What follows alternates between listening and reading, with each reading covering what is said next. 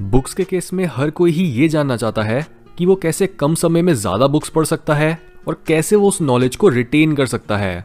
Even कई लोग तो इसलिए ही बुक्स रीड नहीं करते क्योंकि उन्हें पता है कि उनका इतना टाइम भी जाएगा और उसके बाद वो जल्द ही उस इन्फॉर्मेशन को भूल भी जाएंगे।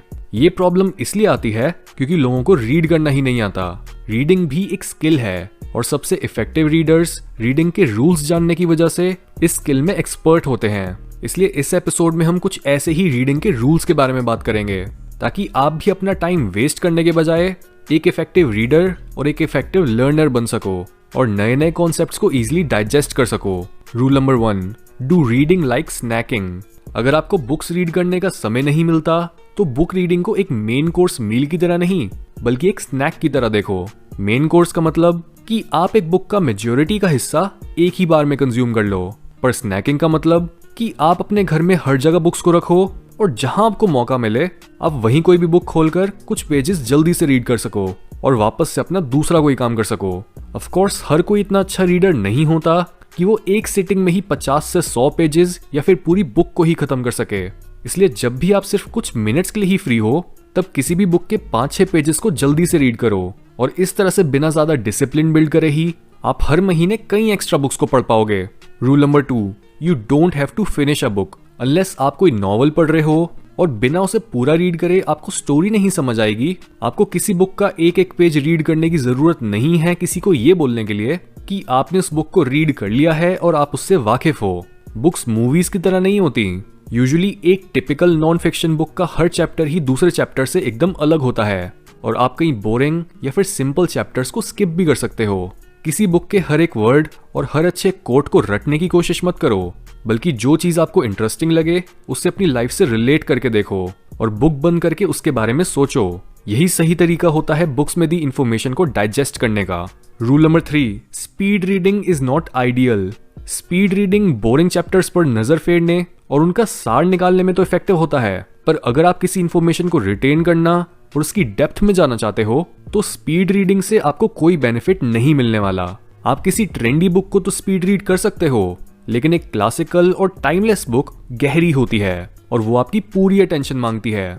इसलिए कोई भी जरूरी बुक रीड करते समय स्पीड रीडिंग करने के बजाय उसे उस स्पीड पर रीड करो जिस पर आप उस बुक को समझ सको। Rule number 4, never read a great book just once. आप ये चीज अक्सर नोटिस करोगे कि जब भी आप एक अच्छी बुक को रिविजिट करते हो तब आपको बहुत सी चीजें ऐसी मिलती हैं जो आपने पिछली बार उसे रीड करते हुए मिस कर दी थी। एक अच्छी बुक को 10 बार रीड करना 10 बुरी बुक्स को एक बार रीड करने से कई गुना बेहतर होता है।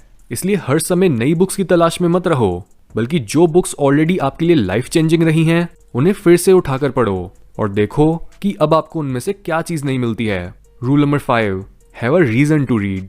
आपकी रीडिंग के पीछे एक गोल, एक पर्पस होना चाहिए। अगर आप बिना किसी रीजन के रीड कर रहे हो तो ये ऑब्वियस है कि बहुत ही जल्दी आपकी मोटिवेशन क्रैश कर जाएगी और उसके बाद वो बुक बस पड़ी पड़ी धूल खाती रहेगी। रीडिंग का गोल काफी सब्जेक्टिव हो सकता है।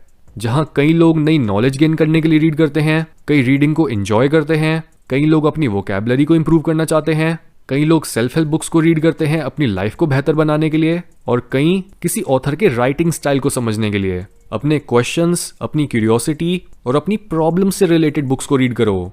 इस तरह से आपका रीडिंग में इंटरेस्ट भी बना रहेगा और आप एक्चुअल में कोशिश करोगे कि आप अपनी रीडिंग से एक्चुअल में कुछ रियल लाइफ एप्लीकेशन के लिए निकाल पाओ। Rule number 6, don't continue reading books you don't enjoy. कई बार हम किसी बुक को इंटरेस्टिंग समझकर पढ़ना तो स्टार्ट कर देते हैं, लेकिन एक पॉइंट के बाद जब वो बोरिंग या फिर मुश्किल होने लगती है तब हम खुद को उसे पढ़ते रहने के लिए फोर्स करने लगते हैं और अगर हम उस बुक को फिनिश नहीं कर पाए तो हम गिल्टी फील करते हैं। पर उन बुक्स को थोड़ा सा पढ़कर छोड़ने में कोई बुराई नहीं है जो अब आपको एंजॉयमेंट से ज्यादा स्ट्रेस दे रही हैं। Rule number 7, treat books like events. हर बुक जो मैंने अभी तक रीड करी है वो मेरी लाइफ का एक इवेंट या फिर एक टर्निंग पॉइंट रही है। यानी बुक्स को एक अच्छे फ्रेंड की तरह ट्रीट करो कि जैसे ही कोई बुक आपकी लाइफ में आए तब सब बदल जाए। ये चीज एवरेज बुक्स के साथ होना इम्पॉसिबल है, इसलिए अपने इंटरेस्ट्स को फॉलो करो। इससे आप सिर्फ उन्हीं बुक्स की तरफ खिंचोगे जो आपकी ग्रोथ के लिए जरूरी हैं। Rule number 8, when recommending a book explain why you enjoyed it. हर इंसान दूसरों को बुक्स तो रिकमेंड करता रहता है, लेकिन ये तरीका यूजुअली दूसरों के लिए हेल्पफुल नहीं होता क्योंकि हर इंसान की नीड्स सेम नहीं होती। इसलिए जब भी आप किसी को कोई बुक रिकमेंड करो तब साथ में उसे ये भी बताओ कि आपको वो बुक इतनी अच्छी क्यों लगी और उसे पढ़ने के बाद आप में या फिर आपकी लाइफ में क्या बदलाव आया।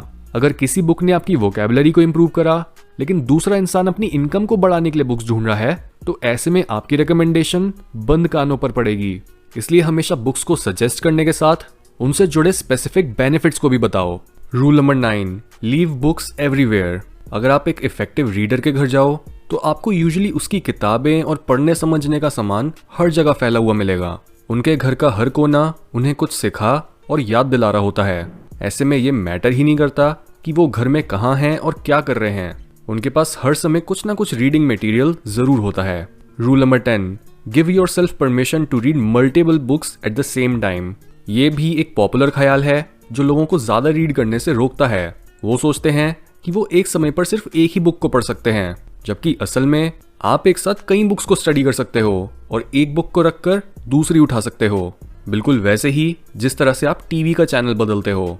इवन ऑडियो बुक्स के साथ तो कई बुक्स को ओपन करना और उनके बीच में स्विच करते रहना और भी आसान बन जाता है। इसलिए एक नई बुक स्टार्ट करने से पहले पिछली बुक को खत्म करने की चिंता मत करो।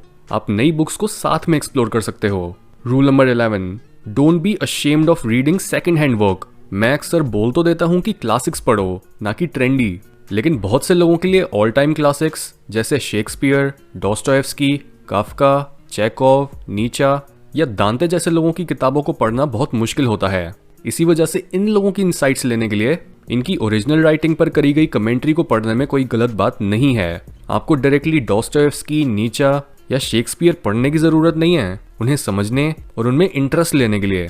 और एक बार जब आप उनके आइडियाज और थॉट पैटर्न्स के साथ फेमिलियर हो जाओ तब आपको उनका ओरिजिनल मटेरियल पहले से ज्यादा इजीली समझ आने लगेगा।